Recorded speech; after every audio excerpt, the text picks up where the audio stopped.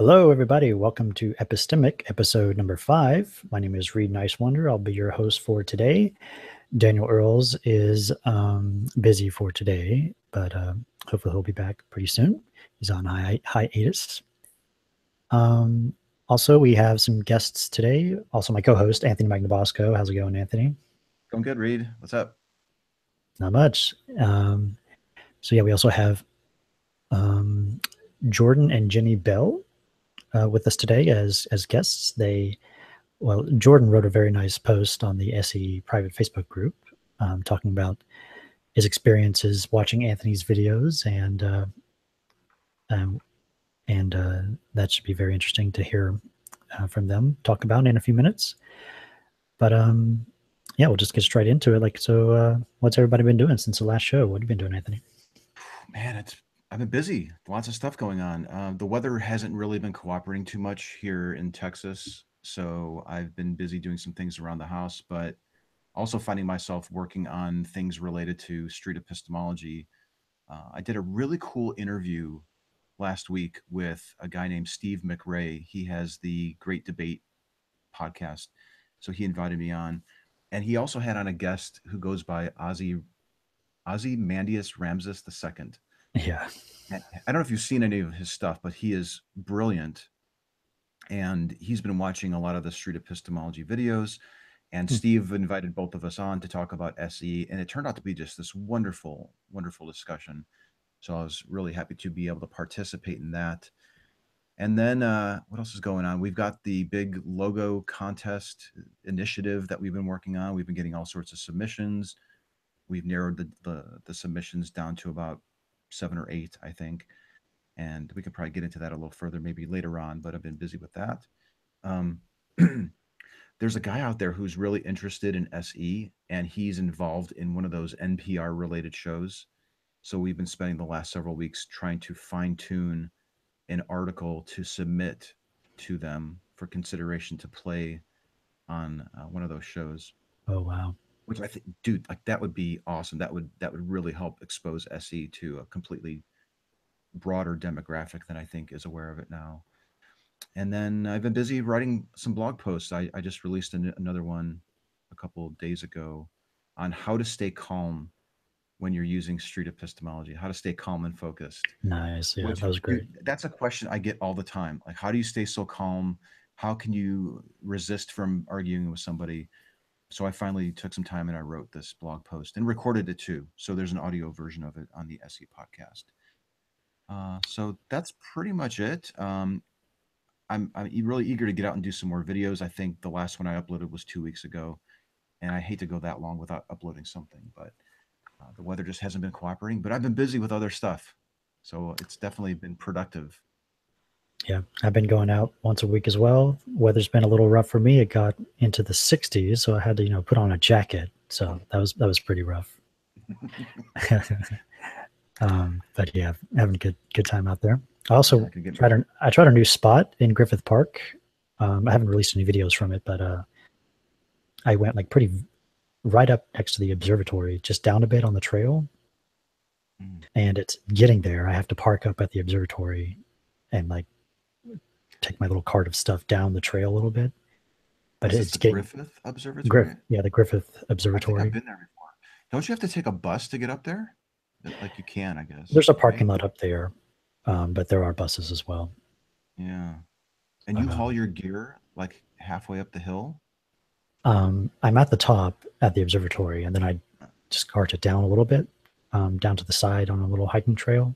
Okay. So getting down is easy, but getting back up, I usually have to like flag someone down to help me get my stuff back up the hill. Yeah, but really. It's been okay so far. But it's a great wide shot. That's like what I'm doing, is getting some nice picturesque Los Angeles landmarks in my wide shot.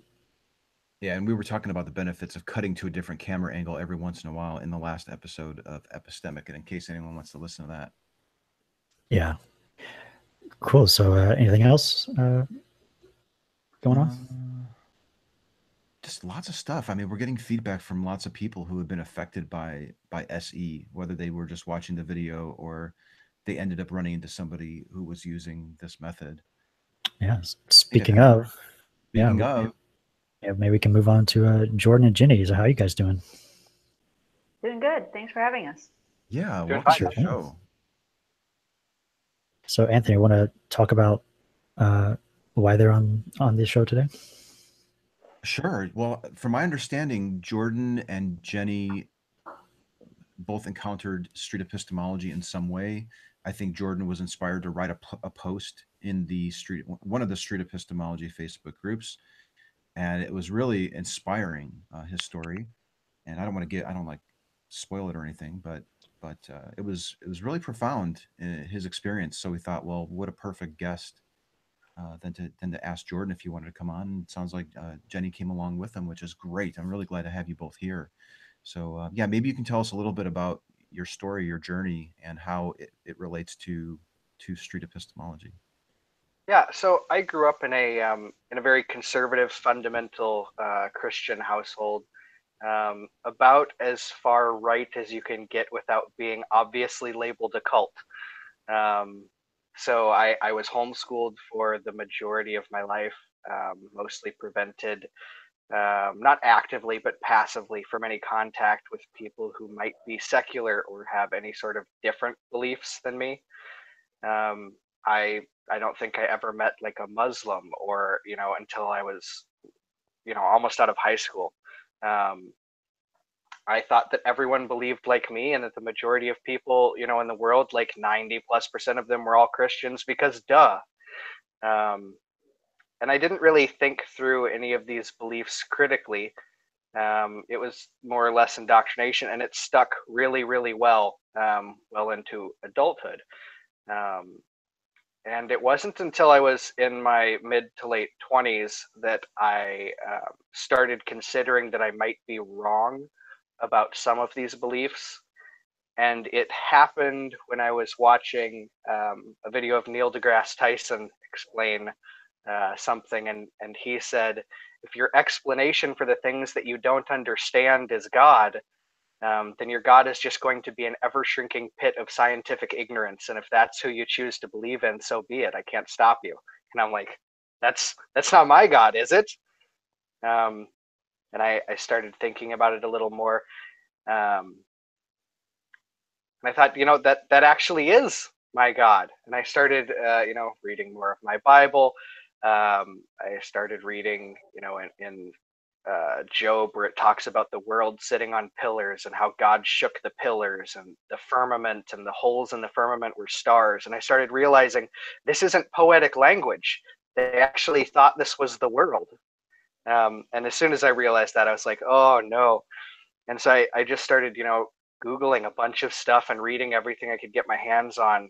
And I ran into your videos, Anthony, probably like maybe the very next day. And it was a video of you talking to a Muslim woman.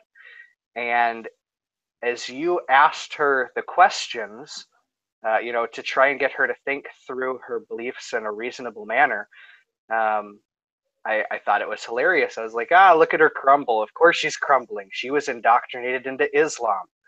And I play the next video, and it's, someone who, claims that karma is real and it rules their life. And, pretty much the same thing happened. She gave almost identical answers based on, her upbringing or her life experiences, but she had come to a different conclusion.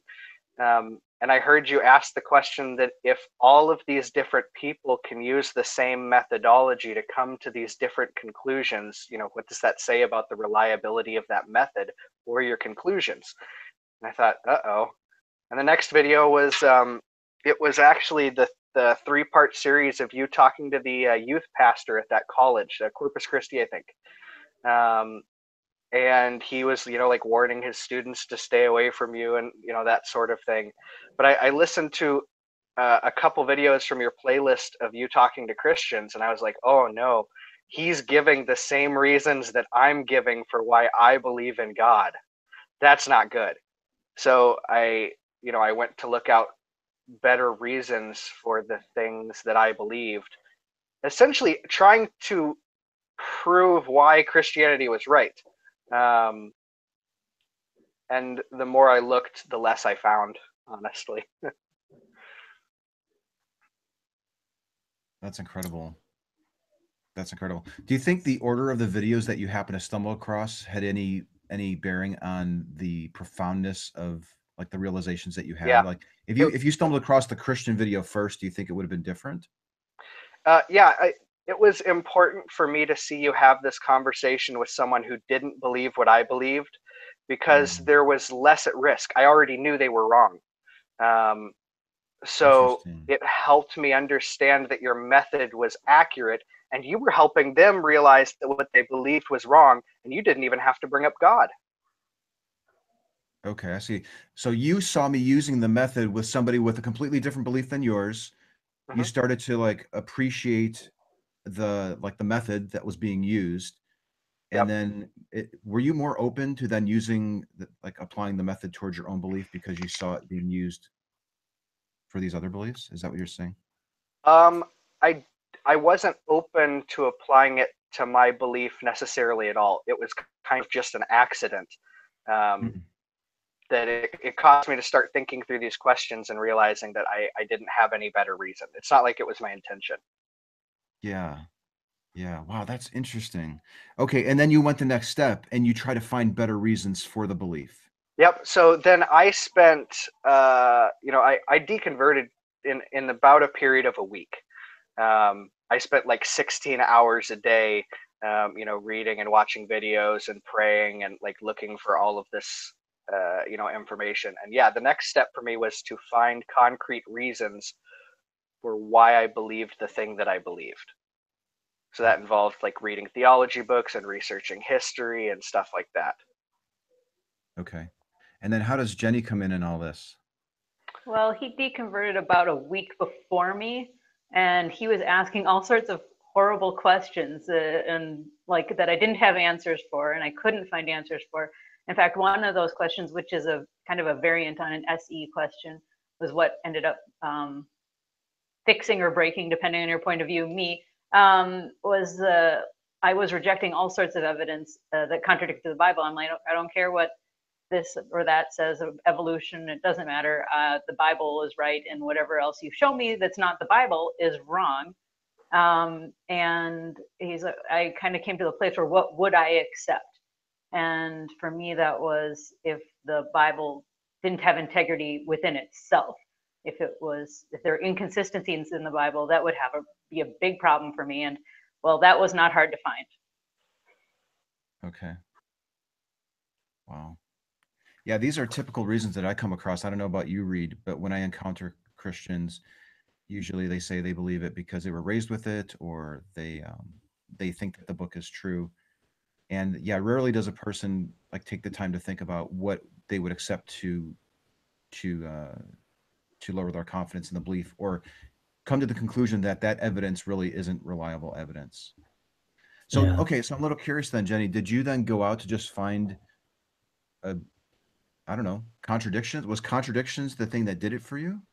Yeah, really, it was. I had rejected everything else, so I had to go to the Bible, and I believed the Bible was in the infallible Word of God and error-free. And I grew up believing the Bible very literally. So the old like, oh well, this contradiction doesn't really have any effect on your faith, therefore you shouldn't care. That didn't resonate with me at all. I don't care. These two. One says there were this many people, the other said there were that many people, and it's not like it's a little wrong, it's a lot wrong. If it's a perfect book protected by God, it should be perfect. It says it's perfect, it should be perfect. So I started like, maybe the Old Testament isn't reliable, maybe the New Testament isn't reliable, but surely there's still a God, surely there's still a Jesus. Like, how can I know about this God if I can't trust the book? And then kind of once you can't trust the book, then all the other reasons to believe it's true just crumble. I mean, it was an intense week. Jordan, like he said, he deconverted about a week. I also in about a week, but he was a week ahead of me.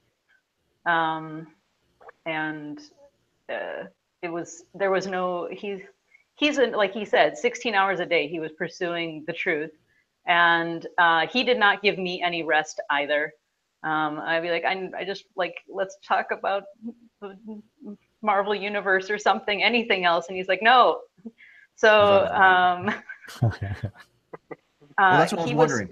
That's what kind of I was wondering, like, were you guys alone in this? Like, yes, he was doing his own thing and you were doing your own thing, but did you like share what you were finding with each other? Was it easier because you were both going about it like around the same time? I was sharing absolutely everything I learned and found with her. We probably spent 4 to 5 hours a day, like on the phone with each other. And, like I would be at work and I would be on the phone with her for, half the day, like telling her about all of the things that I like found and was researching and asking questions. When I'd come up with a hard, sort of question, I'd be like, hey, what about this? So yeah, it was really nice that we went through it together. I suppose for me, probably not nearly as much for her. Nope. She's nodding her head. I put it, use the analogy of like Jordan was a little egg in his shell and he saw a crack and started picking at it and hatched himself out of his beliefs. And then he saw me still sitting there in my shell and he was like, here, let me help. And like took off all my shell. It was a very, very exposed experience, I guess. He was starting to climb out of the hole and I'm fine now. Turned around to help you out of it too, it sounds like. Yeah. That's cool. So, okay, so you were exposed to SE. You started applying a lot of the questions towards your own beliefs. You started investigating it further. You had each other. Do you find yourself today still using the method or promoting it? Or are there others in your life that you think could benefit from engaging with them? Tell us a little bit about like, your view on SE today. Like, is this a tool that you want to keep using? I love SE. I think we watch like all of the SE videos. There's probably like 10 different SE channels that I watch, and I enjoy watching all of the videos as they come out. We have had conversations with people in our life where we apply SE towards religious beliefs. Since we both grew up in this world, almost everyone we know is still in this world. So it makes it a lot easier for us to be able to talk to these people. Sometimes it doesn't help very much. So, presuppositional apologists, SE doesn't really do much there. Cool. I'm wondering about your like community related to these beliefs. Did you go to church? Did you know anybody who believed these things closely? Okay, so part of the accident that allowed us to deconvert was that we had just gotten married a few years ago, and we decided that we should find a church to go to together. A different church than the one we were going to before we were married. We wanted to, as a couple, choose a church together that was in our community, near our house, that sort of thing. And in the process of visiting churches, so you go to a church and you visit and you listen to them on Sunday, part of what you're doing is you're critically evaluating what the pastor says to see if it falls in line with your interpretation of the Bible. So we were searching for a church for a period of a year, and we had trained ourselves through visiting different churches to critically evaluate what the pastor said and see how well it lines up with the truth. And then even when visiting our home church, that criticalness didn't go away. I would come home from church and be like, yeah, the pastor said this, I'm not sure I agree with that. And I would have verses for why I didn't agree with it. But also for me personally, I grew up in the ATI, IBLP, Duggar, Gothard world. And so about a year before we deconverted, I had gone through the process of getting rid of all of those beliefs, which it was a difficult thing because I was very protective of my core faith, like God and Jesus and that sort of thing. But it was a useful practice for me for evaluating things I believed, being able to acknowledge that I was wrong and push them away, and also understand why it was hard for my parents. My parents still don't acknowledge that any of that Gothard stuff is wrong, let alone God at all. So it was understanding why people are invested in continuing to believe something. And yeah, basically that. Mm-hmm. Cool. Yeah. Thanks for sharing. Sure. Yeah, All that right. was really incredible. That you guys were able to find your way out of it. Yeah, I run into a lot of people too that are there. They say that they're searching for churches, or they're searching for places, and then they go and they eventually find one that they like. And I always start to think like, aren't you just admitting that you're looking for something that you want to believe, that's in line with the conclusions that you've already come to? Like, I wonder how many people actually select a church that doesn't correspond to what they believe, for those that are searching around. And that process helped, that was like fostering your critical skills too. And then when you ended up going back to your old church too, you kept applying those skills. I think that's great. So is there anyone else in your family that you think could benefit from either you applying these questions to them? Is this something that you even want to take on at this time? I mean, sometimes people just, they don't want to like rock the boat. My family isn't super willing to talk about that sort of thing with me. My dad tried, and then in the process of our conversation realized that he didn't know nearly as much as he thought he knew about reasonable answers to some of these questions.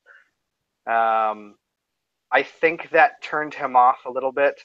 Also, I first had a conversation with him, very quickly after I deconverted. So definitely still in my angry atheist phase there.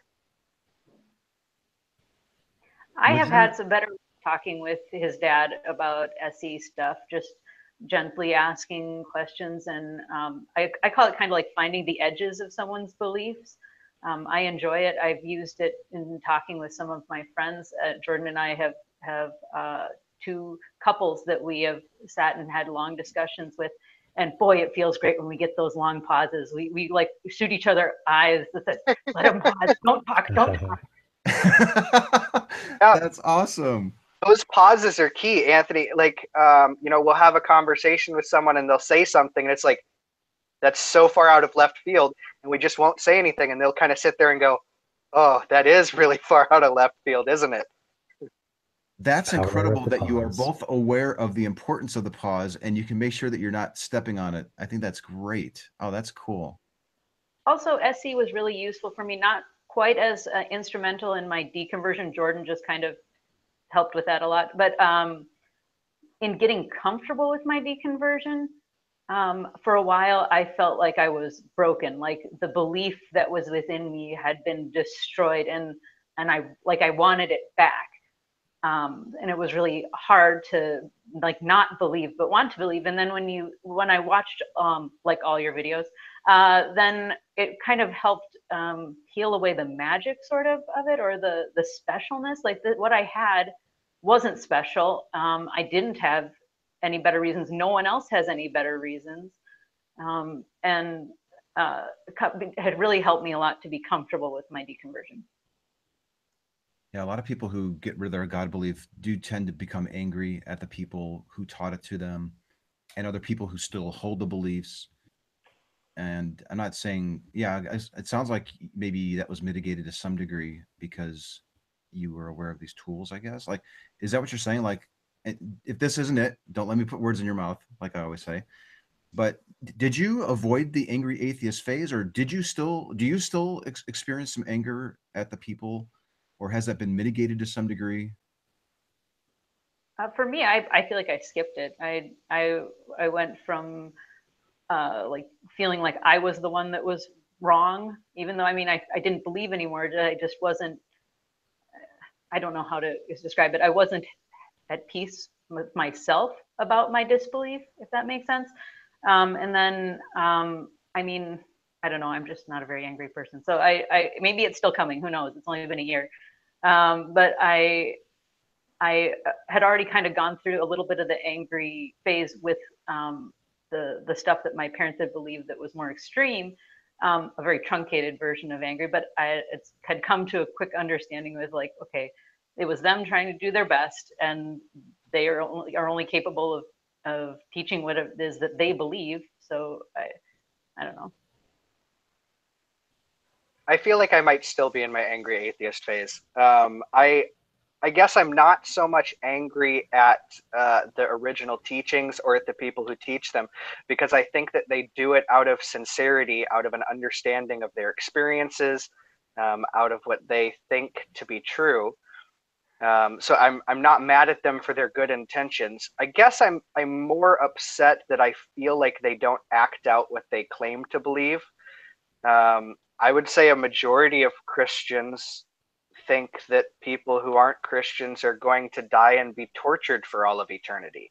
And I'm not sure how I dealt with this as a Christian. It's hard to put those lenses back on and think about it like that. But I don't understand why all of the Christians who believe this aren't running around like chickens with their heads cut off, screaming, "The end is nigh." Well, some do. Yeah, there's some right in front of the Alamo. Also, there's a little bit like for both of us, our families really fundamental Christians, and when hey, I don't believe this anymore, and I'm willing to talk about it. I would be happy to talk about it. I want to, if you have more information, if you have the truth, I want to know it. This is not a closed discussion, and you can talk to me about it every time you see me, and I will be happy to talk to you. And if I get tired of it, I'll tell you. I won't just stop showing up. And only one person tried to talk to me once. Jordan and I both have felt a little bit, not betrayed, but just kind of like, well, I thought you cared. Do you really not believe I'm going to hell, or you're cool with that now? You know? That's really, yeah, because that makes me think that they probably really haven't given it much thought, and they probably don't believe it all that much, or they probably weren't as invested in it as it seemed like you two both were. Because yeah, like if I had friends that no longer believe something and I absolutely thought that they were going to burn forever, I would like fly to your house and like pound on your door to give you the evidence to show how well, no, you're mistaken, here it is. But yeah, people don't do that. And I think it's very telling that they don't do that. Some of our friends are willing to. So we have a couple right now that are, they're like, hey, here's this, Christian apologetics book, and let's do like a book club and let's have long conversations about this. And we're like, great, you guys are amazing. It seems like you are acting in a manner in accordance with what you believe, and you're actually expressing that you care about this. But we both come from very large families, and most people involved, they're like, ooh, better stay away, the evil atheists. Yeah, it's more of a risk to take the time to talk to you and be exposed to the potential that that you might have a good reason why you don't believe, and it's just safer for them to avoid talking to you. Yeah, and I think that speaks volumes. And like, yes, there might be people that are willing to do so and talk to you, but usually it's, what is it, like one or two conversations, and then they just give up. Yep. Yeah, there was her brother, for instance, came to talk to us. He talked to us one time, although to be fair, that one time lasted like 10 hours. But he came to talk to us once, and then gave up. He's like, I guess I'm not sure exactly what his reason was. But he doesn't appear to be up for more. Yeah. Sweet. All right. Well, thank you guys so much for sharing all that. That's really great. Yeah, it is really a pleasure to have you both on and to hear your story and to have you share it like that. And that, Jordan, you were interested even in joining the group to share it. And yeah. So it sounds like you guys even have some sort of general interest in SE going forward. So that's like a true success story. I mean, that's really, really incredible to hear. And then for the people that might be wondering, are you still open to the idea that there is some sort of higher power? Have you completely turned off the switch and you're not willing to look at it again, or would you consider it ever? I'm open to the idea that anything I know is wrong. So, I mean, not to sound flippant, I'd be open to the idea that leprechauns exist. if you want to show me some evidence of this, I definitely, you know, sit down and look at it. 9/11 as a hoax, or, you know, whatever sort of belief that I think sounds ridiculous, I'm willing to accept evidence and change. But I don't have a problem with identifying as an atheist and saying there are no gods, in the same way I don't have a problem with saying there are no leprechauns. There's no reason to reasonably consider it. I can say there is no Tinkerbell, and it's the exact same thing. Gotcha. All right. Well, yeah, thanks, Jordan and Jeni. I think, Jeni, you needed to head out sometime soon. Is that right? Yeah, unfortunately, back to work. A little grindstone. All right. Well, thank you so much for joining. Jordan, you can feel free to stick around. And so, yeah, thanks a lot. Thank you very much for having me. I really appreciate it. And Thank you. keep up the good work. Different videos hit different people at different times. You never know. We're going to keep producing them. Nice to have you. This stuff just makes it so inspiring to go out and do it even more. This is it. This is like the payoff. This is the payoff of all the hard work. You know, the going out and whatever, going out, setting up, breaking down, editing, uploading, you know, refining it. Like that just totally makes it so worthwhile. It's really nice to have you guys here to explain that, Jordan. Really cool. You gonna stick around? Yeah, I think I am. Okay, cool.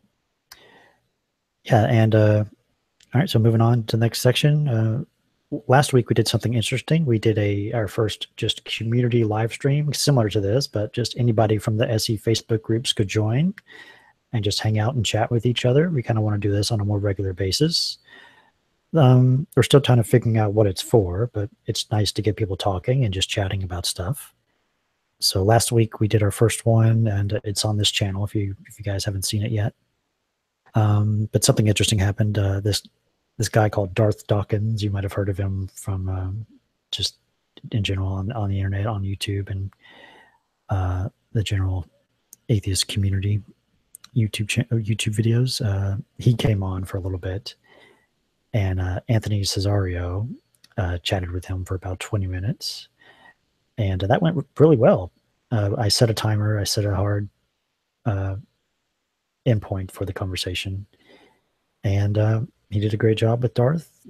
I think Darth was just, you know, being a kind of, you know, God accounts for logic. You know, you can't be reasonable without believing in God, that type of thing. And Anthony Cesario talked with him. It was very nice. But after that, we kind of kept going with him for like another hour, maybe. And there was maybe like 5 or 6 more people on that Hangout. And yeah, it didn't go very well. I don't think the format of like having a bunch of SEs like talk with one person is not the best format. So I think that's something we learned. If we ever do have anybody else on to chat with, we should just probably limit it to one person for a set time and then move on to other things. Did you watch that, Anthony? I did. Yeah, I saw that you had posted it. I want to say it was like in the chat with the Street Epistemologist Facebook group, or maybe the Learn. I don't remember exactly which one it was. I did all 3, yeah. Oh, you did all 3? Okay, so yeah, I saw it. And then I had it on my TV, and I was, you know, watching it while I was just doing other stuff around the house. And yeah, I thought when Anthony Cesario was questioning Darth Dawkins, that he did a wonderful job, and he stayed calm, which is very tough because Darth, well, he has a sort of a tone of the voice that can be pretty grating to people. And I noticed that Darth was very quick to question Anthony rather than spend much time answering Anthony's questions. So that was a little frustrating to see, like the lack of, it seemed like a lack of willingness to allow Anthony to really probe his belief.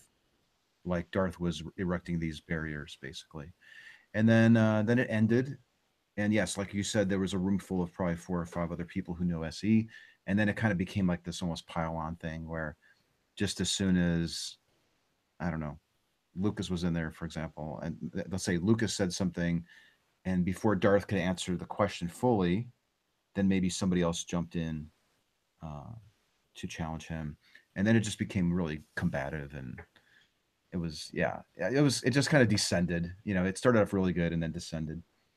Yeah. Well, but it's tough. we'll It's tough presuppositionalist. It really is. Right. Jordan alluded to earlier. Really we'll have to make sure the structure is more set going forward if we do that again. Yeah. So yeah, I liked it in general. After Darth left, we still had maybe another hour or so of just chatting with other people. And that was really nice. Are you thinking about doing that like a weekly thing or monthly, or how often do you think you'll do that? Probably bi-weekly right now. We'd love to get it to weekly. I think we're kind of scheduling it out. It's looking like it might be happening on like Saturday afternoons. So maybe we'll just keep your eyes open on the Facebook groups to figure out when the next one is.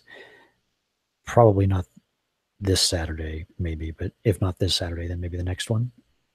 And also just out from the Street Epistemology Twitter too. I don't know if you did that last time. That might be something I don't think we did. Also, yeah, we could probably do that. So if you're not subscribed to the Street Epistemology YouTube channel or on any of the Facebook groups or the Twitter, there's a Street Epistemology Twitter. Go ahead and follow those, and you'll get notifications when these things go live. And you can even jump on and talk to some SEers. Yeah. If we do schedule them, there'll be events on the Facebook pages and an event here on the YouTube channel. So yeah, stay tuned. Those were a lot of fun. All right. Next up, we're going to do a quick video breakdown of my latest video that I uploaded yesterday, I think. I tried something different, so we can chat about this. Yeah, I'm going to go ahead and get it set up here. I'll go ahead and play it. This is a pretty short video, if I remember right. Yeah, it's only 5 minutes, so we'll just probably watch it all the way through. Yep. And then comment on it. And I'm going to go hit play. Let me know if you can't hear it. Here it goes. So I do believe in karma. Okay. I noticed that in my life, when I do good things and I have good intentions, then good things happen to me and the people around me. However, when I am in a funk and negative, then I realize that things start to crumble and be negative outcomes. Okay. So you believe in karma, and it's like when you do good things, good thing happens back. And when you do, like when you're in a funk, things start to become funky or to crumble. And negative things start to happen. And it might not happen right away. Like it might happen like 6 months later. And then you're like, oh crap, this is probably my karma from when I did that one thing, that I shouldn't have been doing. Or this is probably my karma for doing that good deed that I did, It's kind of very reflective. Gotcha. Just got to pick up on it. So when those good things happen, it's because of karma? Yeah, I think so. When you live a good life with a good heart, then a lot of good things start to happen. Okay. And when you start to, you don't appreciate and you become more negative, then a lot of bad things start to trickle in. I'm not saying this is the case, but what would it mean for you if this wasn't actually real and true? How would you feel about that? It would mean that there would probably be a lot of more evil people in the world. I think that karma kind of caps the evil that there is out there, that a lot of people tend to try to do good and be better because they don't want negative things to happen to them. Okay. So you're saying if karma wasn't actually real and people knew that, then they would just go around being more evil? Yeah, and more selfish. More selfish? Yeah. Yeah, like if we found out it wasn't actually real, yet we wanted to have less evil in the world, what would be a good way to be able to achieve that without believing in karma? Can you repeat the question? Yeah, if karma wasn't real, I'm not saying that's the case, and if karma wasn't real, that would mean more evil would be in the world. Yeah. If we didn't want that to happen, but karma wasn't actually real, what's an alternate way we could be able to do that, to have less evil without karma? Well, then having faith, believing in God. Having faith? Yeah, I think that also minimizes the evil in the world, knowing that there's a higher power that overlooks and sees all of your actions and doings. that also kind of portrays your outcome of your decisions. Okay. All right. So besides karma, having faith in a higher power that oversees things, that would be a way to have less evil in the world. Yeah. Okay. And you believe a God is real and true as well? Very true. Okay. Okay. If I'm not saying this is the case, but if that wasn't actually accurate, and we wanted to have less evil in the world, what would be a good way to achieve that? I guess leading by example, just trying to be the change you want to see in the world. So, and hopefully that your energy rubs off on the people around you so that everyone around you could live a healthier, positive lifestyle. Gotcha. So being the change you want to see in the world, that's something we could do if we had to. Yeah. Okay. I think that's our time in case you want to keep going. Yeah, no, this is cool. Okay. All right, cool. So I can check it out on here? Yeah. Sweet. Thank you so much. Very nice to meet you. Nice to meet you too. Later. Thanks. Cool. So yeah, that was just something different I did there. I wanted to try to understand what the belief was doing for her first, and it seemed like karma was a way, I think she said, it kind of caps the evil in the world. And I could have gone the regular route of starting with why do you believe that and how are you so sure? Although even if she said if she didn't believe in karma, she would also have this other belief about having faith in a higher power. So this type of questioning at first gets you to kind of a more root belief, which I figured karma is kind of based on around like a higher power type of belief as well. So that this helps finding a deeper belief than karma, for example. So if the conversation would have kept going, I probably would have asked how she is so sure that her higher power belief is real and true instead of karma, because that seemed to be like a deeper belief than the other one. But yeah, it still has a lot to do with morality, with evil, and having faith minimizes the evil. So from like the psychology I've read, a lot of our intuitions drive our strategic reasoning. So if we have intuitions about evil in the world and that we want to, and we don't know how to not have that without this belief that we're believing in, thinking about an alternative way to like be more comfortable or feeling more in control, feeling more secure, allows us to be able to be more reflective about our beliefs being actually true, because we kind of have a safety line. We have an alternative way to be okay with the belief not being true. I think these types of questions starting out might help us have more of a chance to have better reflection in the SE portions of the conversation. So if we get this out of the way first, it's possible that more reflection could happen.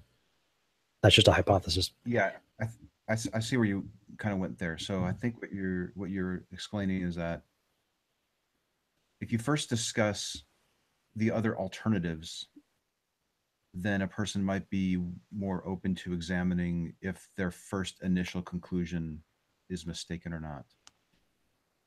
Yeah, because like the model I'm using of these types of beliefs is not like that these things are actually real and true, but they're just a set of ideas that allow us to meet our own psychological needs.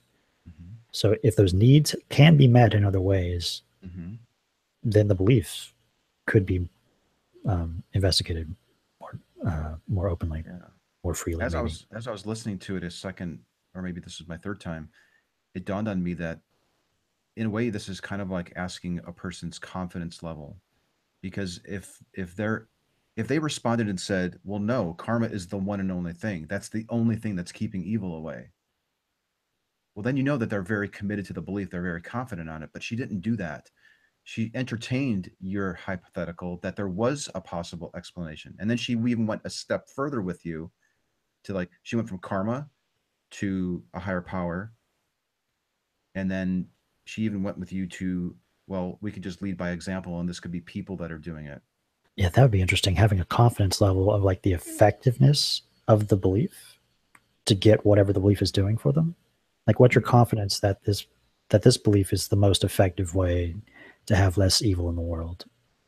So that's a good idea. I wasn't even thinking that, though. My view was that because she was willing to entertain the idea that maybe karma isn't keeping evil at bay, that was an indication of her willingness to slide on the certainty scale. Like, she entertained the hypotheticals with you, and that indicated to me that she was more open and probably not quite near like the 100%, like absolutely certain, I know that this is true. Because I think she would have given you more resistance with your ideas if she was really committed to the belief. Yeah, because all this stuff is what matters when people believe in things. Like, what the belief does for them. Mm-hmm. Like, if they, like, we ask sometimes, if it wasn't true, would that matter to you? And this kind of stuff is what matters. So getting to that stuff and kind of talking about our feelings about it almost might help to be a little bit more reflective. Yeah, like if you had another 10 minutes, you could have then investigated how she's so sure that karma is real, or where does faith come in all this? Like she mentioned faith. Jordan, when you watched that, did you have any thoughts, and anything you want to share with us on that? I always think it's a little bit hard talking with people who believe in karma. Part of it is that it's so difficult to pin down what it is that they really think, in my experience. Right. Yeah, karma is very wishy-washy. It's very vague. She was pretty wiggly too. Like even at the end there, even though she said, well, maybe we can just look at other people and lead by example, and that will help keep people at bay. But then she had to refer to energy, that energy is a part of this. And so it seemed like there was this like tendency for woo with every step of her way of explaining how human beings deal with evil.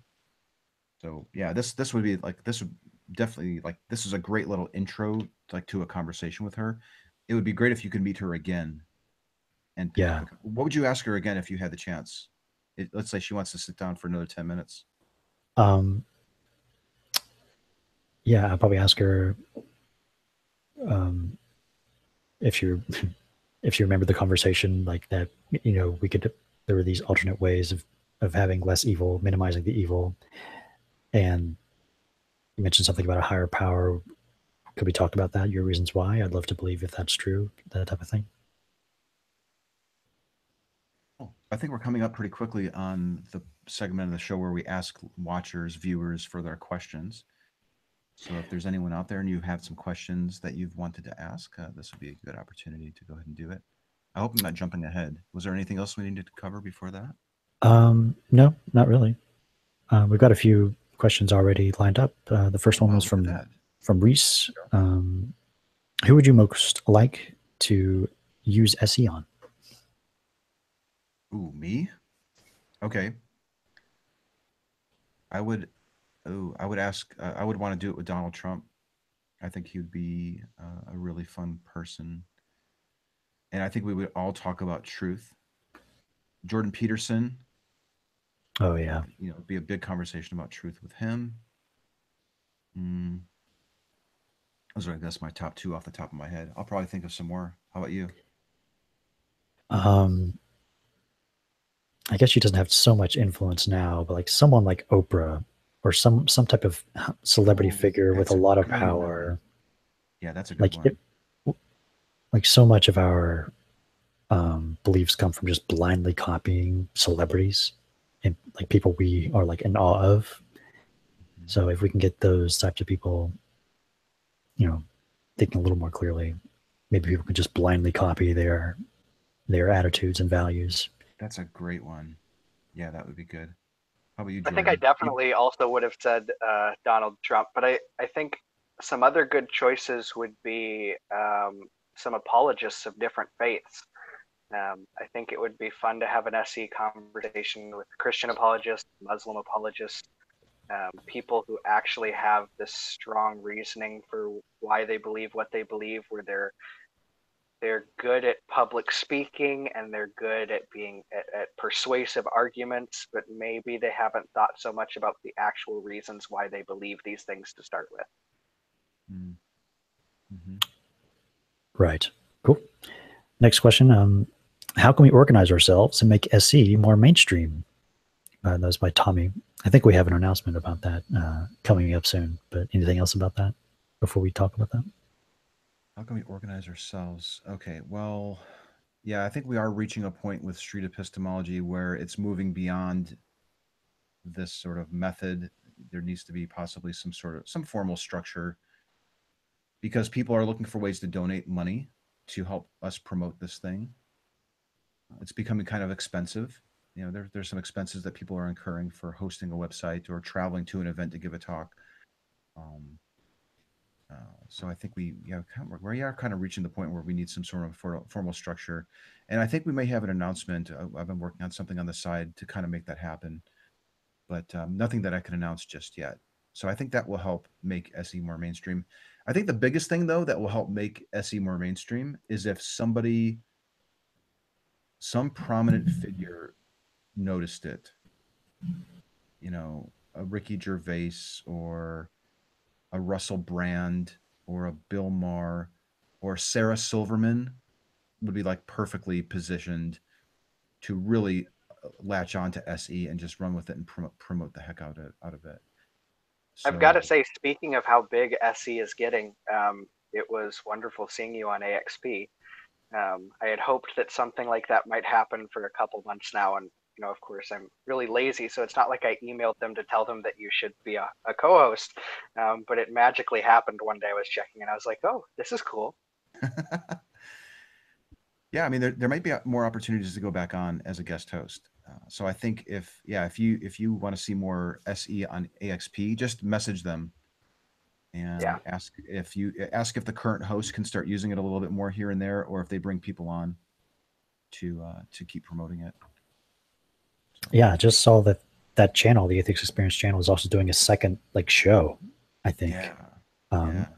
So maybe that could probably mean maybe an SE show could be in the lineup at some for future point.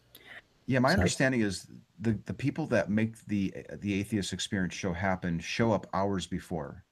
Like they're there at 11 o'clock, 12 o'clock to get everything fired up and tested. And they're pretty much ready to go hours before they go live at 4:30. So it's conceivable that they could run another show, maybe even two, before the big one that happens. So I think they have I think it's, what is it called? Talk Heathens or Heathen something or other. Something like that. Prophets? No, well, I don't know exactly. I haven't seen any of their stuff yet, but it's two fellas, and I think it is going to be a call-in show as well. Kind of like a long format atheist call-in show. I made a post about it on my Facebook page, so if you go there, you'll see the video of promoting the show. Right. Okay, next question. Have you ever done SE in groups? Would this be a good or bad idea? Well, we did test that out last week during the live stream. That sounds like Jordan and Jeni were doing SE in groups. We have a couple that gave us the book Seeking Allah, Finding Jesus, which is a book written by a Christian apologist about his conversion from Islam to Christianity. And they gave it to us because they thought this was a wonderful book that would help us with not believing anymore. And thankfully, they're kind enough to do like a book swap and to read a couple chapters and get together and the four of us discuss it. So we've been, I'm very quick to anger, and I'm not very, I have a short fuse, and I tend to get a little bit upset. So SE is not very easy for me to always apply. But sometimes I'm able to control myself enough to like insert SE questions into the things I'm saying. So in the conversations we're having with them, I'm able to utilize a lot of SE techniques, thinking about what they're saying, and then asking a question that causes them to think about it, repeating their words back to them and asking, is this what you're actually saying? Am I hearing you right? Am I understanding you right? Leaving pauses at the right moments for impact. And it's working. It works really well with two people who are patient and also care enough to understand what you think. If they didn't care about what we thought, then it probably wouldn't go that well. Yeah. I think two people who understand SE can be a really deadly combination, like very effective, because they might detect, like when your conversation partner might be getting upset with Jordan, that might, Jeni might notice that and then step up and do a little bit more talking, and that could really, exactly. She'll hear something really saying, she'll rephrase it in a more SE appropriate and less threatening way. Or she'll take over when she sees that I'm starting to get a little bit upset, and we'll kind of tag off a little bit. Yeah. Cool. I'm wondering, would there ever be a chance where you guys would do a video? Have you considered either going out individually or like as a couple? That would be really neat to see, like the both of you using SE with somebody. We've talked about it, and I watch a lot of SE videos from much smaller channels. Like I said, I have a list of maybe 10 or 15 different people, and so I've seen really low production value SE, and I watch it because I'm super interested in SE, but not a lot of people do, and I realize that I would need to actually buy some equipment that would make it enjoyable for other people to view. Yeah, that could be a factor. Yeah, I would love to see two people doing SE on someone. That would be very interesting. Cool. Let's see, what's next question? I guess for Jordan, I have a question for you and Jeni, but she's not here. How would it have affected your relationship if one of you had not deconverted? That would have been really hard. I don't know. Well, part of the reason that I was able to kind of drag her along down this path of questioning was because we were married, and it was like, oh, I can't just walk away from this uncomfortable conversation. You're my spouse.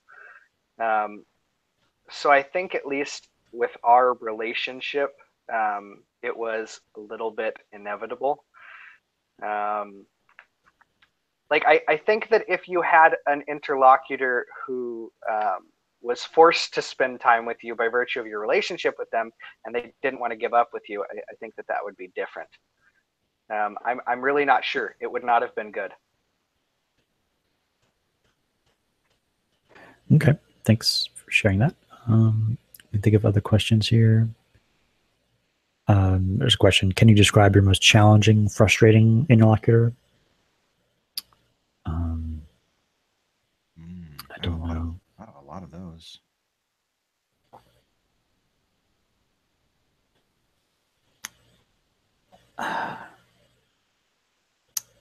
It's just people who are just talking so fast. There was just one person I talked with a while ago. Yeah, last year. People don't entertain your questions, and they're already planning to answer your question before you've even finished it. Those are frustrating because it's like, oh, this person just isn't open. They're not even listening. So that's frustrating, and that can happen. Yeah, the words per minute of a conversation are that's very good metric for the amount of reflection that could be going on. Like the slower you are, probably more likely some reflection is going on. I see Jenny's back, so feel free to jump in, Jeni, if you want. Yeah, feel free, Jeni. Anybody ever tried SE on a psychic medium? I haven't so far. I don't think. I met a Reiki healer once. But that's quite different. At least I don't think I have. It's possible. I don't remember. From the people we've recruited, who are we the most proud of progress-wise? Who, I don't know. Recruited. Or just Progress. people who... Progress in what? Just with doing SE, I guess. Oh, okay. Gosh, I feel like we should be like, answering these really quick, but these are hard questions. From the people that you've recruited, who are you the most proud of progress-wise? Who's made the most progress?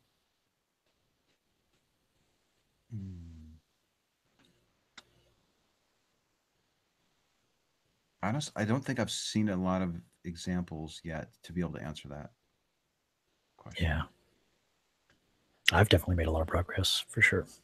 Yeah, I was thinking about answering myself, but I think that'd be like, maybe that's kind of arrogant. Because, yeah, I do think that I've come a long way with this. And I am proud of my progress. So I guess we're answering ourselves. Yeah. Anthony, there's another question. Anthony, do you ever think about going to a church and having a dialogue with someone in front of a bunch of believers? Well, that's a very appropriate question, because this Sunday I've been invited to a church in kind of near San Antonio outskirts, and I guess the pastor, I think there was a debate there once, so I went there, and then I started chatting to the pastor and told him a little bit about what I do, and he started checking out videos. So he's invited me to come and talk to his congregation this Sunday. So I'll be going there, and I think it's 40 minutes.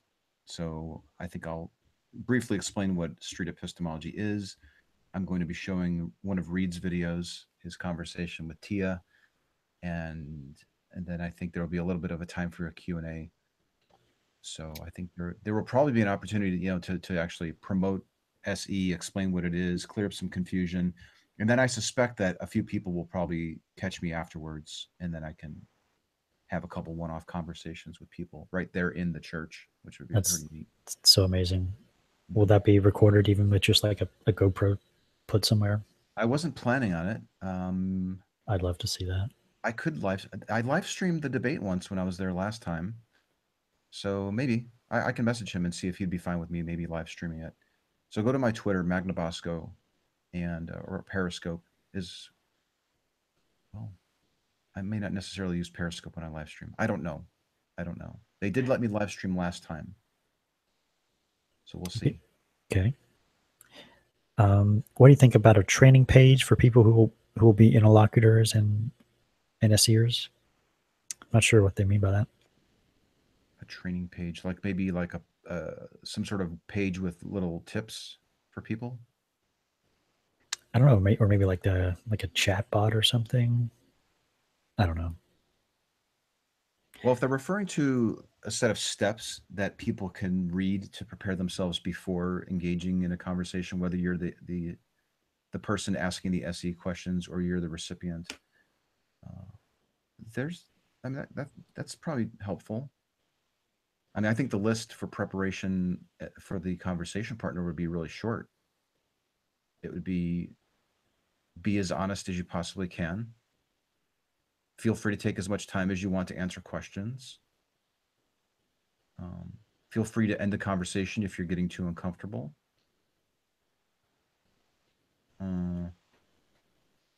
Schedule a time to meet again.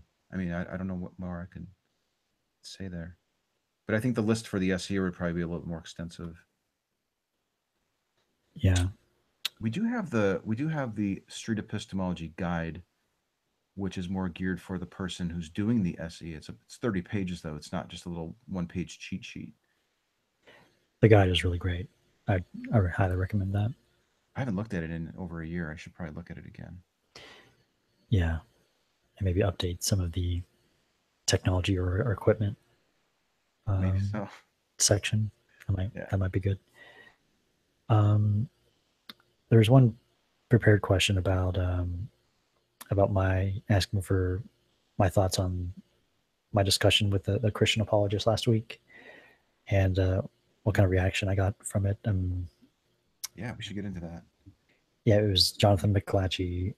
He asked me to come on his webinar, and I accepted. I don't see why we should just be able to listen to whoever wants to say anything about their beliefs and why they believe them. So I got on there and shared a little bit about kind of the psychology behind SE, at least in the way that I see it. And then he also asked me to kind of SE him for a little bit, which I was a little reluctant to do because of the format and the nature of the webinar. It seemed very adversarial, and but I tried to be as respectful as possible, and I learned a nice overview of why he believed, and I think I got as far as I could in that format. And he took that clip and put it on his Facebook page, and so far, apologists have been giving some feedback on that, which I appreciate, and I'll take that into consideration. I also got a message from someone with some feedback on that. They said, "Hey, partner, my name is Jamie, and I'm a pastor in Columbus, Ohio. Just wanted to say how much I appreciated the way you interacted with Jonathan McLatchie. It's a video I'm going to show to some of my congregants in the future on how these kinds of discussions should be made. You were honestly interested in knowing exactly what he believed. You are not interested in a straw man. How does the saying go? We can disagree without being disagreeable. Bravo, my friend, bravo." That's good. Yeah, see, that is a stark contrast to the message that individual Jonathan posted, because he made a post. I was listening to it. My son was playing basketball at the time, so I had my earbuds in and I was listening to it. Oh, yeah. And so I didn't watch it, but I did listen to it. But the nature of the post, when he posted the video, he says, in this 20-minute clip, atheist Reid Nicewonder of Cordial Curiosity attempts to perform so-called street epistemology on me, but discovers that his method is rather less effective against someone with a firm handle on the evidence for the truth of the gospel. The way that he's framing it makes me like it's confirming my view that they're viewing this as like this is a competition, something that we need to be worried about. We need to be defensive. We need to step it up. And they're not viewing it like this other individual that I didn't even know that you had that message. And I was preparing to talk about this anyway. So I'm really glad that you brought that note up. I loved your exchange because it was very cordial. It was respectful. You listened to him. You repeated back what he said. I had a better understanding of why he thinks his holy book is a source of truth. I think you represented atheism very well and street epistemology very well with your questioning. I think if it were me, I would have challenged him more on some of his assertions, but you don't have to go there on a first date, on a first talk. And yeah. I thought it was a great conversation. I really do.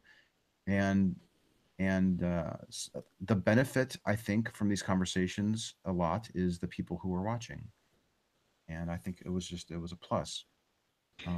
But to frame it in a way of, watch this video if you ever want to figure out how you can defeat street epistemology, folks.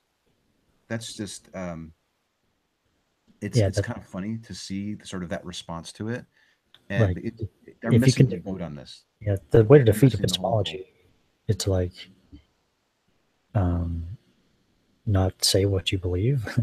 Like we're generally interested in what you believe first, like seeking to understand you first, for sure, and just creating opportunity for a person to reflect on the reasons why they believe, and he did that perfectly. So I see that as a success. Mm-hmm. So yeah.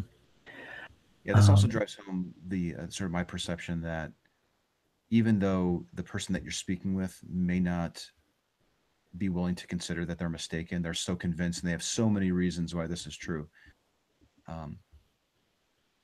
If you have a discussion about one of those justifications, and he's really big on this whole thing of unintended coincidences. I always mix it up. Yeah. And I bought a book about it so I can learn more about it. I think it's undesigned coincidences. Oh, sorry. Undesigned coincidences. So this is a really big reason why he thinks his book is true. And he gives all sorts of talks and lectures on it, and it comes up all the time. But I found out just through messaging him that he would still be just as confident that his God existed, even if he discovered that unintended consequences. undesigned coincidence. Oh fuck! I'm just gonna say UCs. So even if he discovered that UCs were an unreliable way to conclude that the Gospels were a source of truth, he would still be convinced to the 100% degree that his God was real. So I really wouldn't spend much time with it. However, it might be worth spending the time having a discussion with this individual about UCs, because so many other people seem to find it compelling. And if they can discover from observing him answering questions about it that there's really nothing special about these things, then they may actually end up lowering their confidence in the belief. So it might still be worth having the conversation. The point is, you never know who's watching, and it might still be beneficial to have a conversation, even with somebody who's closed and who is so absolutely certain that what they're believing is true, because there could be people watching. And Jordan here is a great example of that. Because and one of the things that helped Jenny a lot was when she realized that her position was, if these things are proven to be unreliable, I'm still going to believe. And as soon as she thought through the fact that that was her position and realized that that was a terrible spot to be, she's like, oh, I probably shouldn't be there. Right. Okay. So I think that's enough questions for today. So let's just move on to the announcements. The SE logo will be chosen by next episode. We had I think a whole month of submissions for the logo, and a few of us have whittled it down to like the top 6 or so, and then we had a poll in the Facebook group. So I think one design in particular is pretty much winning right now. So, but we'll also be working with the original designer and coming out with the final version, hopefully by next episode. So stay tuned, you guys. Thanks for being patient. Yeah, there's one logo in particular that seems to be getting the most votes in the private SE group. And a lot of people are leaving comments about that design plus some of the others and giving some good feedback. So the person who is submitting the one that's leading has been reading the feedback and even tweaking the design that's listed out there. So yeah, there's probably going to be a little bit of a change before we actually announce the selected logo. I definitely want a coffee cup with that logo on it for sure. Oh, hell yeah. So next up, Anthony, you want to talk about this SE activity workbook? Yeah, this is an idea that I've had for a while. I wanted to introduce the concepts of street epistemology to people at an earlier age. Not necessarily engage with people and start asking questions and imparting doubt and all that, but at least giving people the tools where they can start doing that, giving people the sort of a brief introductory explanation of what street epistemology is. And I thought an activity workbook, kind of loosely based on the Satanic Temple, has a workbook. I have it right over here. It's like 10 pages, very simple. You can draw a maze, you can do a word scramble and all this stuff. And I thought that would be pretty cool. So we met a really great illustrator when we were in England who has agreed to do the artwork. We're in the process now of coming up with the content and finding some way to raise some money to pay for the illustrator and the printing. And then this could be actually something that we could be giving away to folks or selling to some degree or the other, and help spread the word and help teach these concepts to young people so that they can a little bit be more aware of the benefit of asking questions, and that it's okay to ask questions. It's okay to say, I don't know. And so we should have more information on that pretty soon. Okay. Very interesting. All right. Next announcement. There's going to be a Google Hangout with Matt Dillahunty, Ozymandias Ramses II, and Blake Giunta to discuss the belief scale, pros and cons. Yeah, this has been in the works for a couple of weeks. Matt's been traveling quite a bit, but Matt Dillahunty has some strong views on the asking a person where they are in terms of their certainty that the belief is true, 0 to 100 or 1 to 10. And I sat down with him once and we discussed it. I don't know if we ever resolved anything. And I was listening to a podcast. It's called The Right to Reason with Robert Stanley. I don't know if you heard this one or not, but Blake Giunta, who is a Christian apologist, was on that show. And I'll be darned if Blake wasn't asking the atheist host about his certainty and getting a sense of where he was in terms of his confidence from like 0 to 100. Fascinating. And I was like, what the heck? So I thought, oh my gosh, we have to do something. And then right around this time, I became friends with Ozymandias Ramses II, who is very into philosophy and has seems like a sincere interest in street epistemology. So the four of us are going to meet. I think we're going to be doing it Monday. We're going to do a hangout. It'll probably be on my YouTube channel. I'll be live streaming it.